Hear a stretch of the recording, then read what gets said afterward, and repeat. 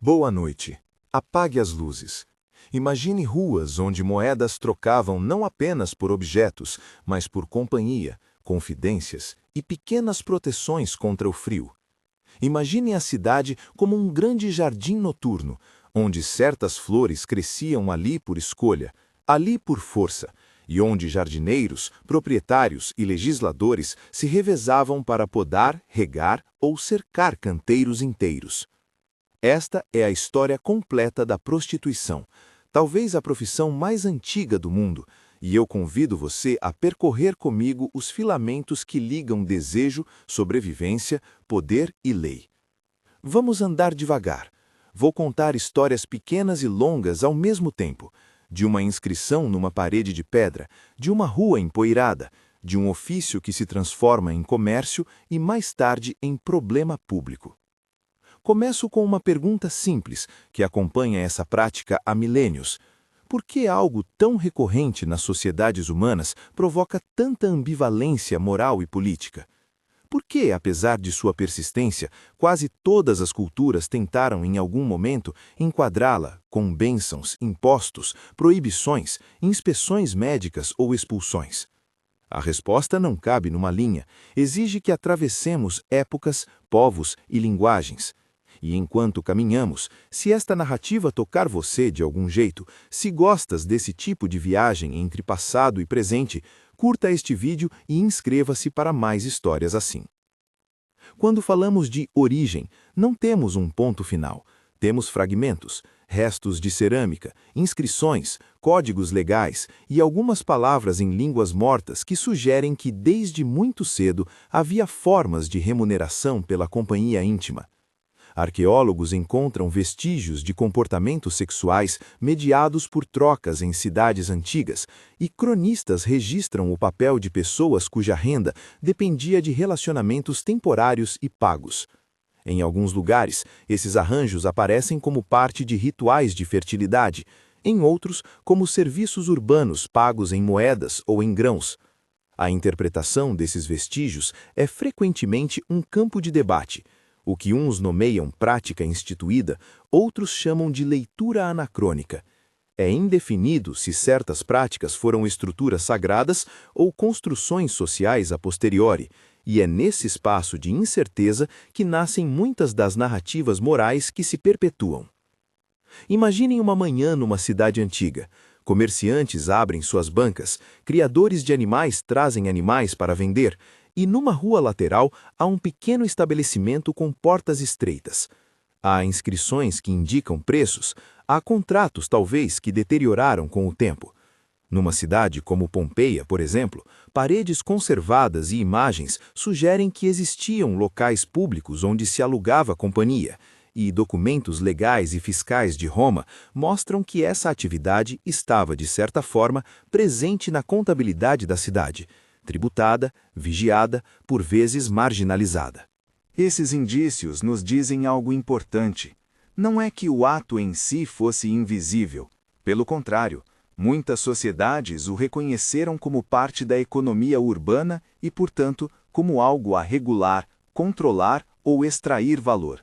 Regulação, neste ponto inicial, costuma surgir por razões práticas: controle da ordem pública, arrecadação de impostos e, mais tarde, prevenção de doenças. No entanto, ao mesmo tempo em que regimes religiosos e civis procuravam institucionalizar ou vigiá-la, nascia também o estigma.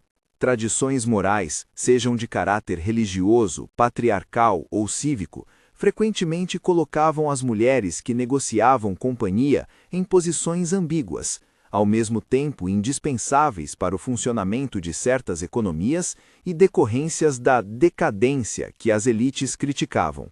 Essa ambivalência aparece em muitas fontes. Textos que descrevem determinadas pessoas como úteis e danosas, contratos que discriminam e leis que distinguem entre mulheres honradas e outras. Em outras palavras, desde cedo a prostituição foi medida por dois pesos: necessidade econômica e censura moral, e esse duplo padrão moldou o destino de quem dela dependia. O modo como diferentes instituições atuaram sobre a prática varia profundamente. Em algumas sociedades, templos e sistemas religiosos inseriam a sexualidade em rituais públicos, e há relatos controversos que alguns pesquisadores interpretam como formas de prostituição sagrada.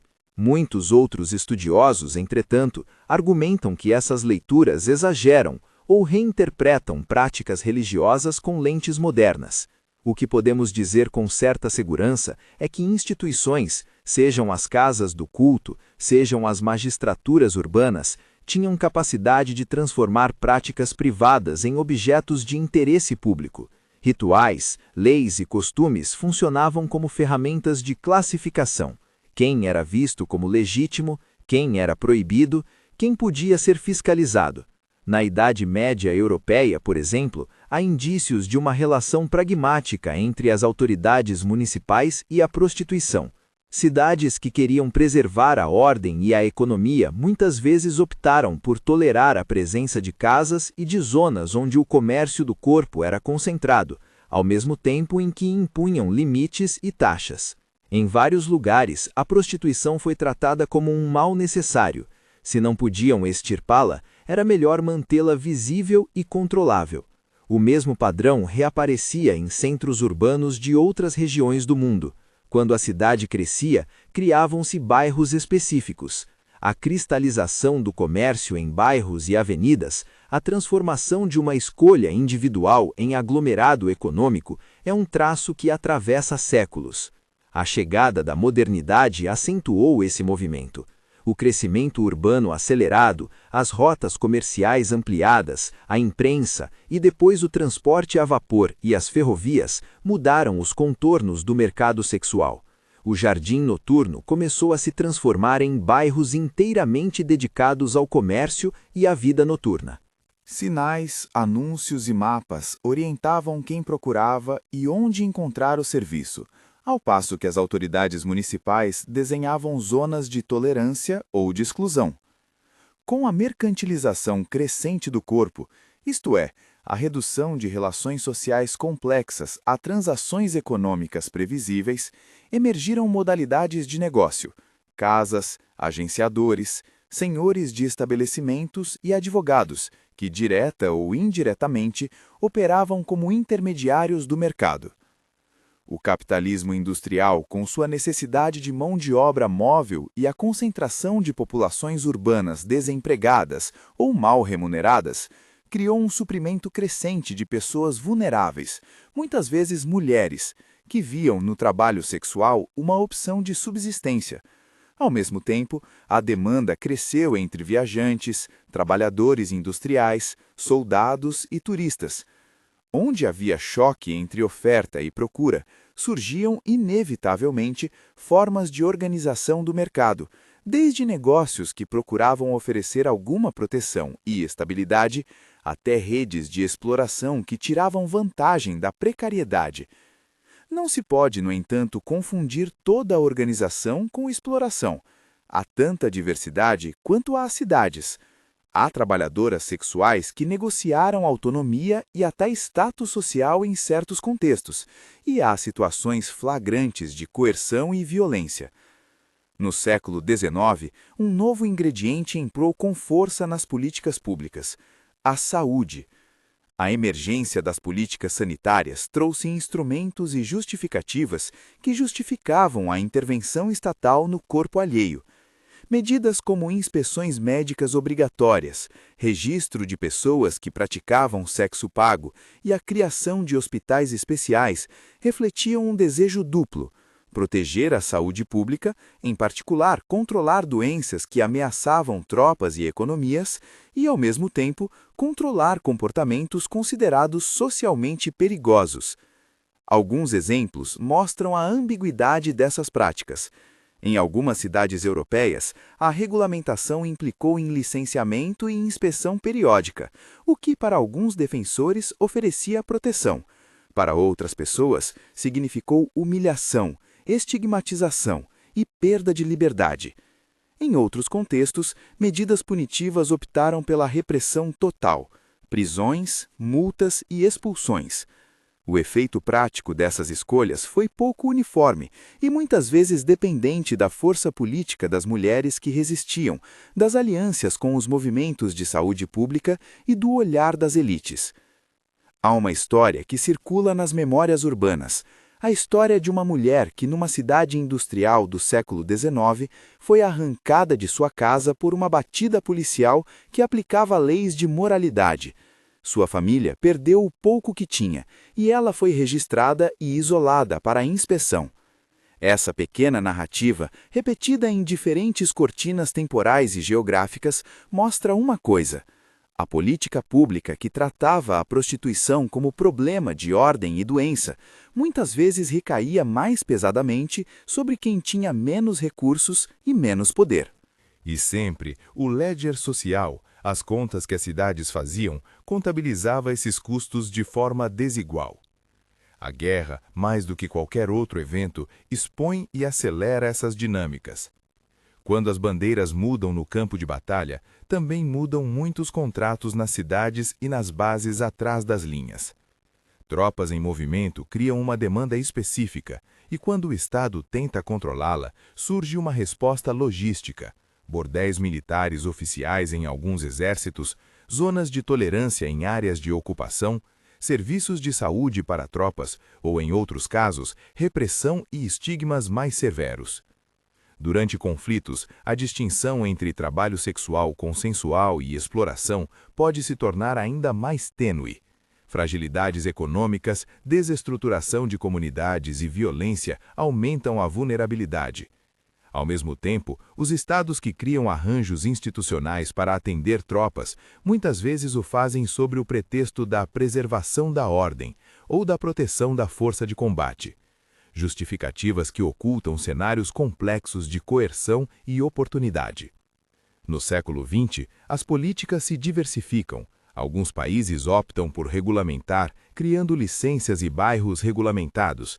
Outros criminalizam de forma ampla ou focam na punição de terceiros, proxenetas, compradores ou facilitadores, em vez de punir as pessoas que vendem sexo. Esses modelos não surgem do nada, são herdeiros de debates anteriores modulados por novas preocupações: direitos individuais, saúde pública, feminismo, movimentos de libertação sexual e a emergência de padrões internacionais de direitos humanos. Dois exemplos comparativos ajudam a iluminar as escolhas políticas. Há lugares que adotaram um modelo de regulamentação, tentando trazer a atividade para a formalidade, com licenças, controles sanitários e zonas específicas. Um caso frequentemente citado é o da Holanda, com seus bairros visíveis e políticas de licenciamento. Em outros contextos, movimentos e governos pressionam por descriminalização, a ideia de que vender sexo não deve ser crime, que a regulação deve focar em direitos, proteção e serviços. E nesses debates, países como Portugal aparecem com frequência como referência nas discussões contemporâneas sobre alternativas punitivas. Contudo, a experiência portuguesa e de outros lugares é complexa e contestada, e nenhum desses modelos surge como solução universal.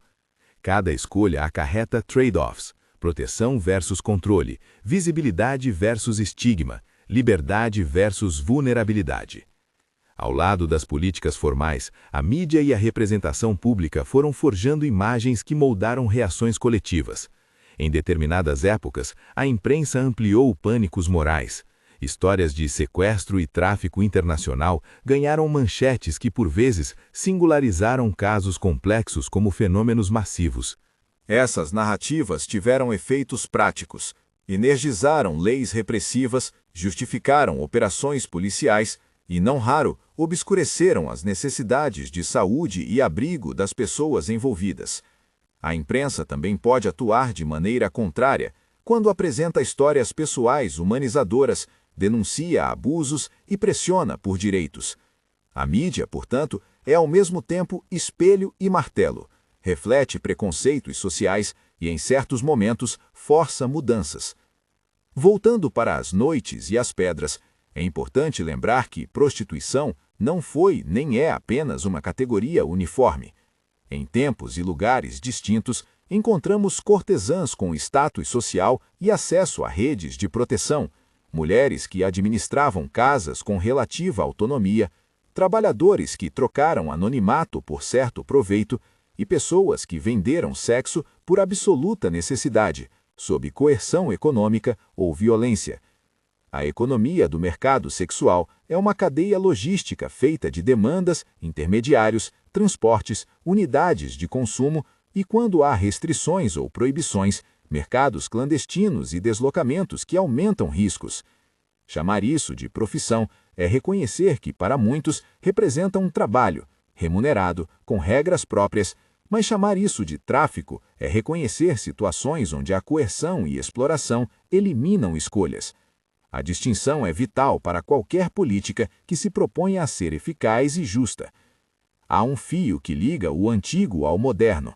Sempre que a cidade ou o Estado tentam transformar o mercado sexual por meio de lei estrita, proibindo tudo sem oferecer alternativas, o resultado tende a ser deslocamento e clandestinidade.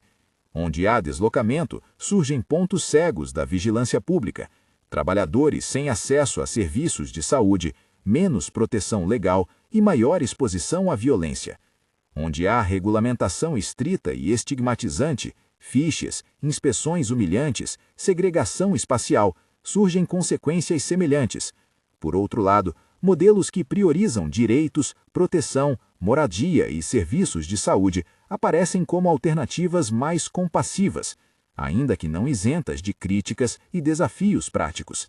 A lição histórica é que a resposta pura de repressão é rara vez a saída completa, raramente mitiga os danos estruturais que geram vulnerabilidade. E essa vulnerabilidade tem custos não apenas individuais, mas coletivos. Do ponto de vista da saúde pública, as condições de trabalho, o acesso a informações e a serviços de prevenção determinam trajetórias epidemiológicas, surtos de infecções sexualmente transmissíveis, riscos reprodutivos e desafios de saúde mental se articulam com a precariedade socioeconômica. Assim, políticas que combinam acesso a cuidados médicos, testagem voluntária, programas de redução de danos e proteção social demonstram, historicamente, maior impacto na redução de danos do que abordagens exclusivamente punitivas. Mas atenção, isso não equivale a uma panaceia. Cada contexto requer adaptação e avaliação contínua. Ao descrevê-la assim, traçando um mapa que vai das pedras da antiguidade às zonas urbanas da modernidade, não pretendo reduzir as pessoas a estatísticas. Pelo contrário, quero preservar o sentido humano no centro desta longa história. Pense, por um momento, na figura de uma mãe que perde o emprego e encontra na cidade grande uma maneira de sobreviver vendendo companhia. Pense num homem idoso e solitário que, em tempos de guerra, busca consolo em quartos pagos. Pense nas pessoas que organizam redes de proteção, nas profissionais de saúde que arriscam a paciência de seus gestores para cuidar e nas ativistas que, por décadas, transformaram vergonha em políticas públicas. Essas vidas são o que torna a história política e socialmente urgente. À medida que entramos no século XX, essas tensões se intensificam. A industrialização, as migrações, as guerras mundiais e a emergência de padrões científicos sobre doenças sexualmente transmissíveis redesenham tanto o mercado quanto as respostas estatais. Nos próximos capítulos desta história, veremos como campanhas morais se entrelaçam com preocupações sanitárias, como movimentos feministas e trabalhadores sexuais organizam demandas por direitos e segurança, e como tecnologias, da imprensa ao telefone, depois à internet, remodelam a oferta, a procura e a visibilidade. Veremos também como regimes autoritários usam a repressão sexual como ferramenta de controle e como sociedades democráticas oscilam entre regulamentações paternalistas e propostas de descriminalização. Por ora, deixo você com uma imagem persistente. A cidade como um ledger, uma conta que registra ganhos e perdas, direitos e exclusões. Em cada linha desse ledger há nomes, rostos sem exposição, decisões de magistrados, palavras em jornais e, sobretudo, vidas. A história da prostituição é a história dessas contas sendo escritas, apagadas e reescritas, muitas vezes sem que as pessoas cujos nomes constam possam participar das decisões. Ainda há muito a percorrer. As grandes reorganizações do século XX, os conflitos que remodelaram mercados inteiros, as epidemias que forçaram reinventos de políticas, as tecnologias que dissolvem barreiras geográficas e criam novos desafios, e os movimentos contemporâneos que propõem, com coragem e insistência, alternativas baseadas em direitos. Vamos continuar, com calma, por essa trilha. Mas antes de seguir adiante, fechemos por um instante os olhos e escutemos. A cidade noturna respira, e enquanto ela respira, também continuam a se formar e a desfazer as economias e as vidas que estamos tentando compreender. Entramos então no século XX e as linhas do Ledger se multiplicam com ritmo acelerado. Cidades inteiras crescem, portos e estações ficam mais cheios, as máquinas da indústria exigem mobilidade e as fronteiras humanas se alteram com migrações em massa.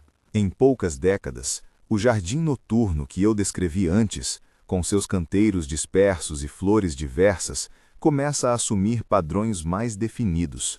Bairros inteiros passam a ser reconhecidos por aquilo que oferecem à noite. Rotas se formam entre estações de trem e alojamentos. Agenciadores e intermediários tecem redes mais complexas.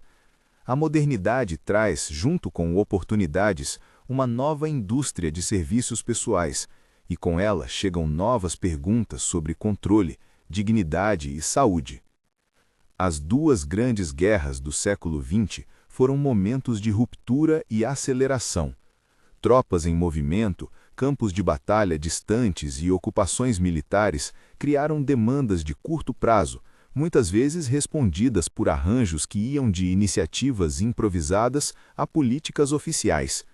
Em alguns exércitos, autoridades tentaram gerir a situação criando instalações para serviço de recreação, termos e práticas que, em contextos militares, buscavam proteger a disciplina e, paradoxalmente, controlar o que se via como risco às máquinas de guerra, doenças, deserções, perdas de moral.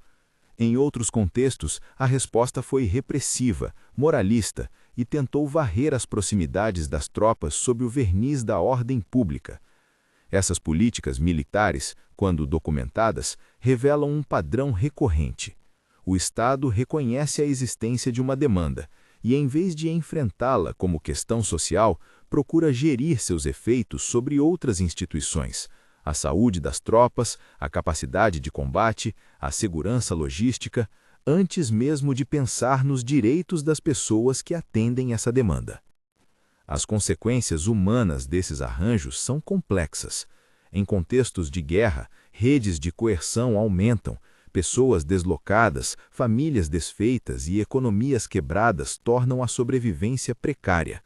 Em muitos relatos, a linha entre busca de renda e coerção se torna menos clara. Há histórias de mulheres que, empobrecidas pela guerra, foram aliciadas por promessas de trabalho em cidades que depois se transformaram em trampolins para situações exploratórias. Há também relatos de iniciativas de solidariedade, de profissionais de saúde que tentaram oferecer cuidados básicos sob fogo e ocupação, e de organizações que surgiam para acompanhar e proteger. Em todos esses cenários, as decisões tomadas por comandantes, prefeitos e legisladores tinham impactos profundos sobre vidas individuais, e aqueles efeitos se estenderam por décadas. Ao mesmo tempo, o século XX trouxe uma cientificização da vida pública. As emergências sanitárias, surtos de sífilis, de outras doenças sexualmente transmissíveis e, mais tarde, a devastação lenta e extensa causada pelo HIV/AIDS deslocaram o debate de um campo essencialmente moral para um campo que envolvia ciência, recursos públicos e lógica de saúde coletiva. No início, medidas de saúde pública foram muitas vezes empregadas como instrumentos de controle. Registros, inspeções obrigatórias, quarentenas e internações são exemplos de intervenções que, mesmo quando justificadas em nome da proteção coletiva, encerravam práticas de vigilância que recaíam desproporcionalmente sobre os mais vulneráveis.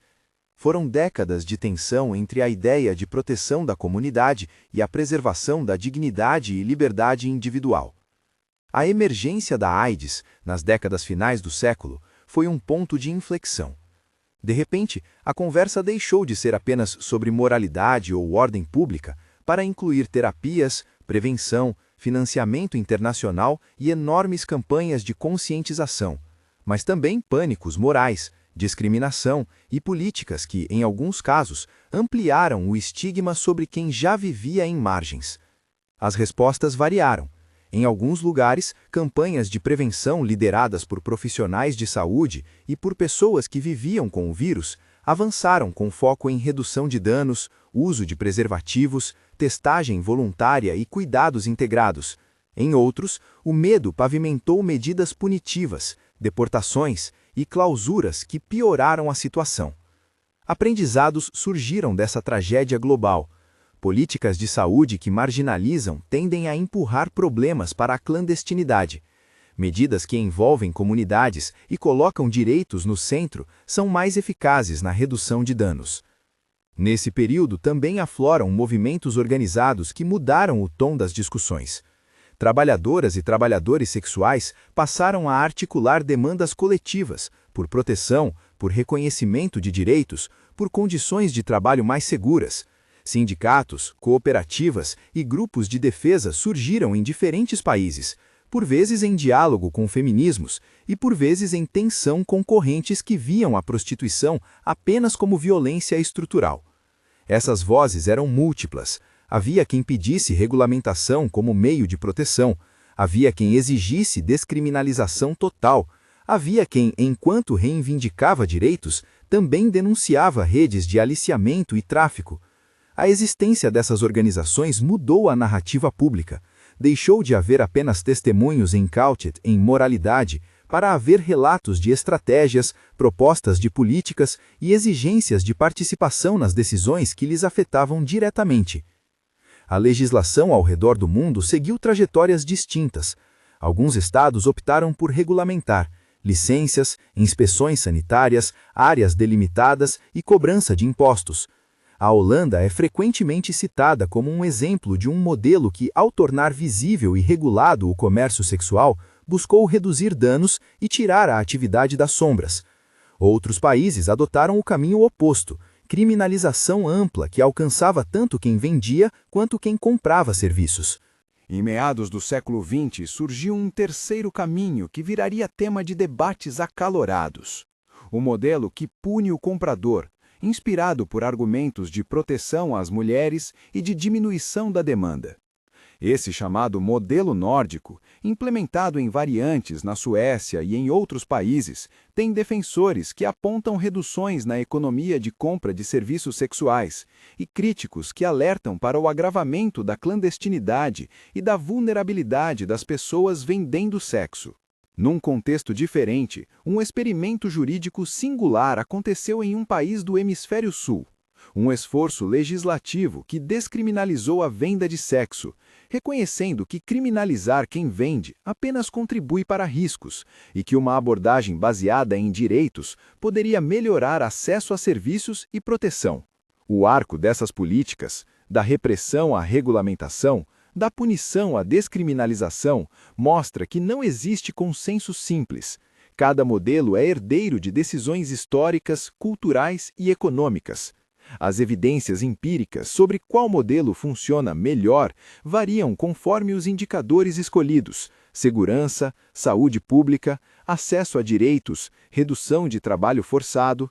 Em vez de uma receita, o que a história oferece são lições. Políticas fragmentadas, sem redes de proteção social, frequentemente reproduzem os mesmos ciclos de exclusão. Políticas integradas, que unem saúde, moradia, segurança e direitos laborais, apresentam maior potencial de mitigar danos. A tecnologia também reconfigurou o mercado. Antes da eletricidade e do telefone, as trocas se faziam em ruas, tavernas e estações. Com o telefone, depois com os anúncios em jornais, com os classificados, com pequenos anúncios e com os serviços de intermediação, as formas de encontro mudaram. No fim do século XX e no início do XXI, a internet provocou outra mutação profunda. Sites de anúncios, plataformas de contato e, mais recentemente, aplicativos e redes sociais alteraram a cadeia logística do mercado sexual. Houve deslocamento para o online, surgimento de novas modalidades de trabalho, como o trabalho por webcam, o gerenciamento remoto e a prestação de serviços com maior controle sobre a seleção de clientes. E também novas formas de risco, vazamento de imagens, chantagem, perfis falsos, cooptação digital. O que antes se resolvia na noite com uma palavra, passou a depender de termos de uso de plataformas, de políticas de pagamento e de regras de hospedagem. Empresas tecnológicas passaram a ter impacto direto sobre quem trabalha na economia sexual, às vezes removendo conteúdo, banindo contas e, conseguintemente, empurrando pessoas de volta para a rua quando as alternativas digitais se fechavam. Este processo trouxe também novas oportunidades para organização e resistência. Plataformas digitais permitiram que grupos se encontrassem, compartilhassem informações de segurança e articulassem estratégias coletivas. Ao mesmo tempo, a polícia e redes de tráfico exploraram tecnologias para coagir. É um jogo de espelhos. Ferramentas que empoderam podem também ser usadas para explorar. Assim como no passado, quando a imprensa criava pânicos morais, hoje algoritmos e manchetes digitais amplificam narrativas que moldam políticas. Noticiário sensacionalista, operações de resgate filmadas e exposições midiáticas alimentam percepções públicas de crise e, frequentemente, pressionam por respostas punitivas de imediatas, mesmo quando as evidências apontam para soluções mais nuançadas. E a mídia tem um papel crucial nesse ledger. Ela pode explicar, informar e humanizar, ou inflamar, simplificar e punir. Há exemplos de campanhas jornalísticas que denunciaram exploração e tráfico e contribuíram para salvar vidas.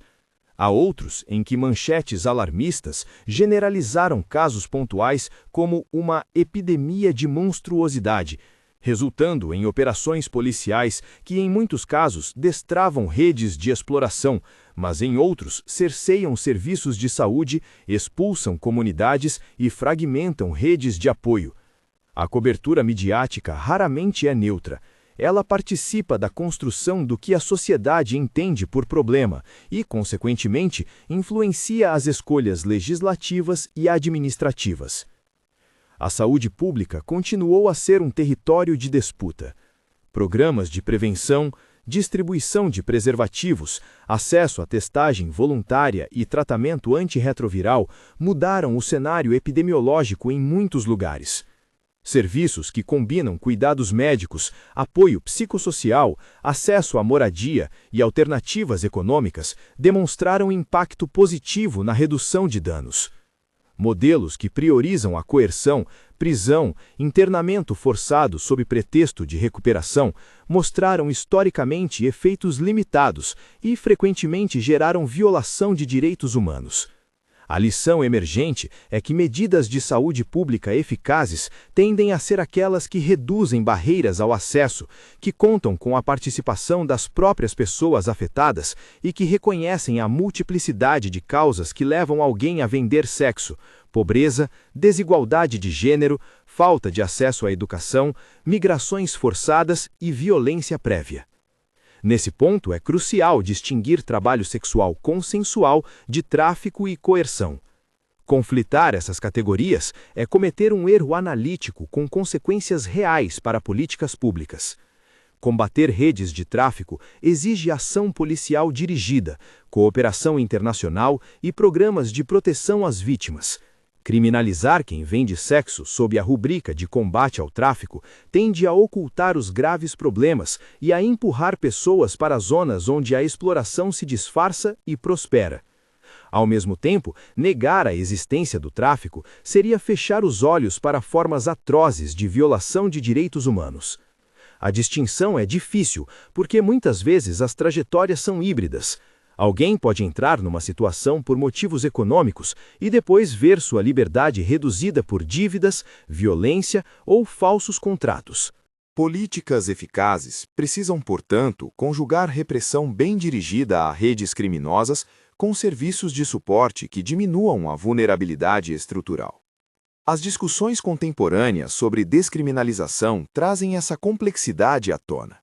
Em lugares onde a venda de sexo foi descriminalizada e acompanhada de políticas de proteção social e de direitos laborais, surgem relatos de melhor acesso a serviços de saúde e menor violência reportada. Em países onde a demanda foi criminalizada, há relatos de deslocamento e piora nas condições de trabalho. Em nenhum caso, porém, as mudanças legislativas foram soluções mágicas. Elas exigem implementação cuidadosa, recursos e o envolvimento das próprias comunidades afetadas. Uma mudança de lei que deixa intactas as desigualdades econômicas não resolve o problema de fundo. A reforma deve ser combinada com moradia acessível, acesso à educação, programas de emprego alternativos e serviços de saúde mental e reabilitação quando necessário. Quero agora trazer pequenas histórias que ilustram esses contrastes sem expor nomes reais ou sensacionalizar. Pense numa mulher que, nos anos 1990, encontrou na rede digital uma forma de administrar seus horários e selecionar clientes, conseguindo conciliar trabalho e cuidado familiar.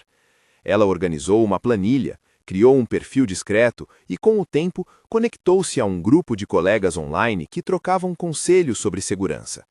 Essa rede informal foi, nas palavras das próprias participantes, uma tábua de salvação. Informações sobre locais seguros, sinais de alerta e apoio em casos de violência. Noutra cidade, um homem jovem foi detido em uma batida policial motivada por uma manchete alarmista. A operação rendeu poucos resultados contra redes criminosas, mas destruiu a renda de várias pessoas, deixando-as sem casa e sem acesso a serviços de saúde. Histórias como essas mostram que a diferença entre políticas centradas em direitos e operações punitivas não é só teórica. Ela se traduz, muitas vezes, de modo imediato, em segurança, em acesso à saúde e a impossibilidade de sair da precariedade. Além das políticas estatais, existem iniciativas da sociedade civil que merecem destaque. Organizações de base, grupos de apoio liderados por trabalhadoras e trabalhadores sexuais e projetos de harm reduction desenvolveram abordagens práticas, distribuição de preservativos, programas de testagem móvel, iniciativas de reinserção laboral quando desejada, apoio jurídico e campanhas de combate ao estigma. Em muitos contextos, foi justamente a presença dessas redes de solidariedade que tornou possível uma saída para situações de exploração, não por decreto, mas por suporte contínuo e presença humana. A história nos mostra que a mudança real costuma vir da fusão entre pressão política, ação local e protagonismo das pessoas afetadas. O campo jurídico também tem se tornado palco de batalhas simbólicas. Tribunais e cortes supremas têm decidido em diferentes jurisdições sobre direitos de quem trabalha, sobre liberdades civis e sobre medidas de proteção. Decisões que reconhecem a autonomia e a capacidade de organização de pessoas que vendem sexo abrem possibilidades para políticas que priorizam saúde e segurança. Por outro lado, medidas emergenciais que criminalizam espaços ou atividades sem oferecer alternativas tendem a reproduzir o ciclo histórico de exclusão que vimos ao longo dos séculos. Voltando a metáforas que venho usando, se o ledger é a conta pública, as políticas são as mãos que escrevem nela. A cada época, quem segura a caneta inscrita no ledger decide o que será contabilizado: lucros, perdas, crimes, doenças. O que a história sugere é que quando se escreve a conta sem ouvir os nomes que ali figuram, a conta tende a ser injusta. E aqui chegamos a um ponto moral e prático. As escolhas sensíveis exigem paciência institucional. Investir em moradia, em programas de redução de danos, em direitos laborais e em redes de apoio é caro, lento e pouco dramático. Não vem de manchetes, mas é pela experiência histórica e pela avaliação das políticas o que de fato remove espécies inteiras de risco social. Quais seriam então algumas políticas coerentes com esse aprendizado? Primeiro, priorizar a segurança e a saúde. Isso significa acesso universal a serviços de saúde sexual e reprodutiva, testagem ofertada sem estigma, tratamento acessível e programas de prevenção que contem com a voz das pessoas afetadas. Segundo, reconhecer a diversidade de situações. Ajustar respostas para distinguir trabalho consensual, exploração e tráfico. Ter ferramentas legais para perseguir aliciadores sem criminalizar quem vende sexo.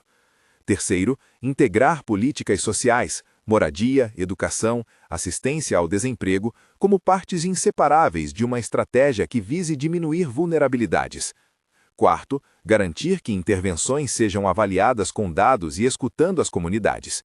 Políticas impostas sem monitoramento tendem a reproduzir danos. Nenhuma dessas medidas é uma panaceia. Todas exigem financiamento, treinamento e vontade política. Mas a história nos mostra que alternativas punitivas sem redes de suporte quase sempre fracassam em proteger vidas. A política, no sentido mais amplo, também precisa enfrentar o estigma. Estigma não é apenas um adjetivo moral, é um mecanismo prático que fecha portas, impede o acesso a vagas de emprego, cria barreiras no sistema de saúde, alimenta discriminação policial e perpetua a violência. Romper esse ciclo demanda mudanças culturais, campanhas de informação, educação pública que reconheça complexidades e narrativas que humanizem vidas. Aqui, a mídia tem uma responsabilidade enorme. Quando reportagens apresentam vidas com humanidade, quando dão espaço a vozes afetadas, quando colocam dados e contextos em perspectiva, elas ajudam a criar ambientes onde políticas mais eficazes podem florescer. A economia global contemporânea adicionou novas camadas. Migrações laborais, crises econômicas, desigualdades globais e o fluxo de capitais transformaram o cenário. Redes transnacionais de recrutamento, facilitação e tráfico se beneficiam de brechas legais, de contratos de trabalho fraudulentos e da vulnerabilidade de populações empobrecidas. As respostas exigem cooperação internacional, acordos de proteção, mecanismos de repatriação com assistência social, investigação de redes criminosas e proteção às vítimas. Mais uma vez, a palavra de ordem é integração. Não se combate tráfico com uma só ferramenta. É preciso polícia que entenda direitos humanos, serviços que ofereçam alternativa real e políticas de desenvolvimento que reduzam a exposição de comunidades inteiras. Fecho este trecho com uma história que, penso, condensa muitos dos temas que percorremos. Imagine uma pequena organização numa cidade portuária, formada por ex-trabalhadoras sexuais, profissionais de saúde e voluntários. Eles montaram um serviço de outreach, caminhavam por bairros, deixavam contatos, ofereciam preservativos, referenciavam pessoas a serviços de saúde e, quando necessário, ajudavam a acessar abrigos temporários. Numa noite de inverno, alguém bate à porta do centro, uma jovem que fugira de um aliciador, cansada, ferida e sem documentos.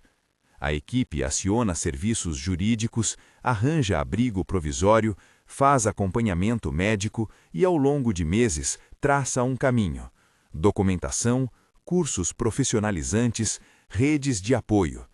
Alguns anos depois, a jovem, já com vida estável, volta ao centro como voluntária. Essa história poderia facilmente ser narrada ao contrário, de como uma batida policial teria apreendido, processado e vendido em manchetes. A diferença está nas escolhas políticas e sociais daquele contexto. Investimento em suporte versus investimento em punição, e na paciência de quem escreve o ledger.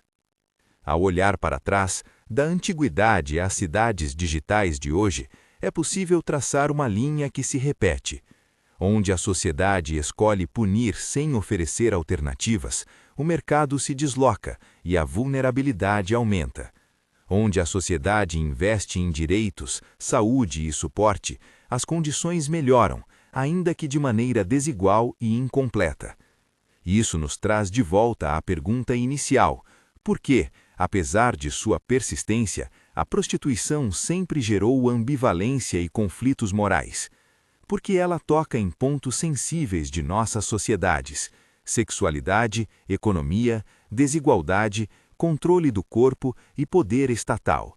E porque as respostas fáceis, a punição simbólica, os expurgos morais, as operações espetaculares, raramente enfrentam a raiz do problema, a estrutura social que produz vulnerabilidade. A história completa da prostituição é, portanto, um mapa de decisões humanas. Em cada época, pessoas com canetas diferentes escreveram linhas no ledger. Magistrados, padres, comandantes, jornalistas, ativistas, médicos e, por vezes, as próprias pessoas que vendiam companhia e cuidado. Alguns desses traços foram de proteção e solidariedade, outros de humilhação e violência. A responsabilidade, então, é coletiva. Não há solução simples, mas há caminhos que a experiência histórica recomenda. Políticas integradas, respeito aos direitos, participação das pessoas afetadas e, sobretudo, investimento em condições básicas de vida. Ao chegar perto do fim desta longa viagem noturna, convido você a uma imagem final. Imagine uma cama grande, a cidade ao redor respirando, as luzes distantes como vagalumes no horizonte. Diante de você, há um cobertor dobrado mal, remendado em alguns pontos, e ao fundo, uma lâmpada amarela que não se apaga por completo. A política, como cuidado, não é um lampejo de emergência. É o ato constante de arrumar o cobertor, de costurar as partes rasgadas, de garantir que quando alguém precisar de abrigo, haja um lugar lá dentro. É um gesto paciente, técnico e compassivo. Pode ser feio, pode ser lento, mas é real. Escolher o cuidado em vez do castigo não é rendição, é investimento em vidas. Há, de fato, alternativas concretas que merecem atenção. Programas de moradia assistida para pessoas em situação de rua que vendem sexo, serviços integrados de saúde sexual e mental, políticas trabalhistas que reconheçam direitos básicos e acesso a benefícios, legal frameworks que distinguem claramente entre trabalho consensual e crime organizado, redes de suporte lideradas por quem tem experiência de vida e campanhas de educação pública que desmontem estigmas. Investir nessas políticas não elimina todos os problemas, mas transforma o ambiente, diminui violência, amplia acesso a cuidados e devolve um pouco de dignidade a quem dela foi privado. Fecho com um último pedido que é também um convite prático. Se essa história tocou você, se despertou curiosidade ou desconforto, leia mais, informe-se e compartilhe com responsabilidade. Na descrição, há links para organizações que trabalham com direitos das trabalhadoras do sexo, serviços de apoio e leitura adicional para quem quer se aprofundar. A mudança que descrevi exige tempo e vontade coletiva. Ela também exige que as narrativas mudem, que passemos de pânico moral e manchetes explosivas para relatos que valorizem direitos, ciência e empatia. Apague as luzes novamente, mas deixe a pequena lâmpada no corredor acesa, uma promessa simbólica de que quando alguém precisar caminhar à noite, haverá um ponto de apoio a iluminar o caminho. A história da prostituição é longa, contraditória e profundamente humana. Não há fórmulas mágicas, apenas escolhas. Escolher o cuidado exige paciência, investimento e reconhecimento da dignidade de quem vive essa experiência. E essa é, talvez, a única forma de reescrever o ledger com justiça. Se quiser continuar essa conversa, se inscreva no canal e compartilhe este vídeo com alguém que possa se beneficiar de uma visão mais informada e humana. Na descrição, você encontrará recursos e links para organizações de apoio e materiais de leitura. Boa noite.